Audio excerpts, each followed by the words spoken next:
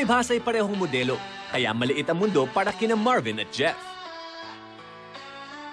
Nagkakilala kami ni Jeff sa through work sa modeling kasi dati pareho kami agency sa modeling. So nagkikita kami sa office parati.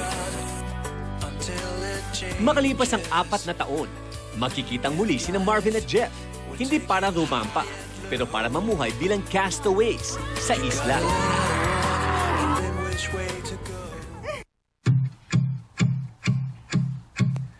Do you hear me? I'm talking to you. Across the water, across the deep blue ocean, under the open sky. Oh my, baby, I'm trying. Somehow, natuwa ako na nandyan si Marvin. Ang magkaibigan, posible bang nagkaibigan na? O siguro paglabas, mas may mangyari. Ganun. Ay, Kulang na lang candle dito. wow! Corn cupcake. For me alone? No way! Thank you! Can I have it? Thank you. Pwede ba tayo kiss? No, kidding. Magkakabukohan na nga ba?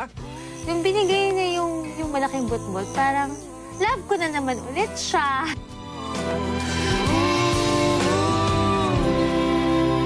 Okay! The pictures say it all. Alamin natin from them.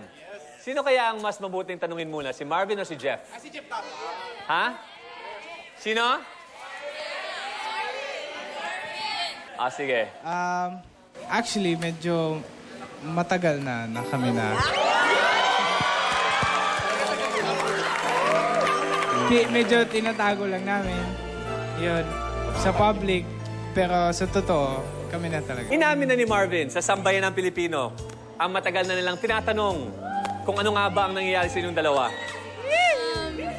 Siyempre, nagulat. Natuwa kasi hindi si Marvin yan eh. Siya yung napaka-private na tao niyan eh. So, nagulat ako na inamin niya. And natuwa na rin ako siyempre. Kasi para mo na rin kinonfess sa lahat yung care niya for me. Alright, so habang tayo lahat ay nagre-recover sa pagiging cheesy ng mga dalawang to, let's pause for a break. Magbabalik ang Survivor Philippines Palau, The Reunion Special. Diyan lang po kayo.